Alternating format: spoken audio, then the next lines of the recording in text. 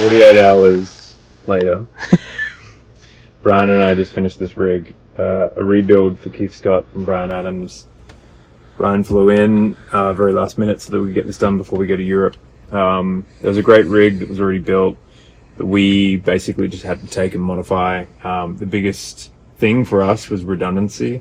We wanted to be able to switch between an A rig and a B rig very quickly, have options if the rig goes down. So by using the radial, we've been able to do that. So the signal flow is basically our wireless units here. There's 1, 2, and 3 and 4 on the right hand side. 1 and 2 are used for the 2 electric guitars, so for switching between songs. They then feed into this radial, so we have control, so we can mute the inputs here. It's all pretty standard stuff. But where this gets cool is the new JX44 has the 4 outputs, and you can select a left, a dry, or a right of the effects loop. So there are 2 effects loops. In this rig, Brian and I are utilizing the left side as the main loop for all effects. So Keith uses a lot of old vintage analog pedals, which are prone to noise, as we have just spent the last hour trying to chase a buzzy pedal. So the signal flow comes through the JX on the left loop. Loop number 1 goes down into a wah, and from the wah comes up through these trays in this order. If something was to go wrong with a tray, we could instantly turn it off by selecting dry on the line, on the output line. So A is our fractals, B is our on-stage amps. So we can go to dry and bypass these draws altogether. Or Brian's genius idea, and something I'd been requesting, was to go to the right-hand side, so loop number 2, which will eventually go down to this tray and have basically the spare main pedals, so like the tube screamer, the overdrives, the nobles, things like that.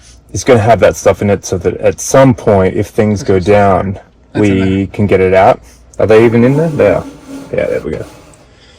So things go down, and we have to switch this to the right hand side. Rather than losing all pedals and only having a dry signal, we still can handle a show with a noisy tube screamer, a compression pedal, and some delay. So the absolute bare minimums are on a backup line.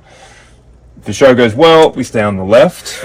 If we were to lose fractal A, we can mute fractal A up here, and fractal B instantly kicks on. They're on a Y split to the back of the panel, so audio always gets them. It's been a mega 48 hours. Get Brian to build your rig. He did a fantastic job. Effects gizmos between me and Keith on stage, so we do selecting and switching depending on the song.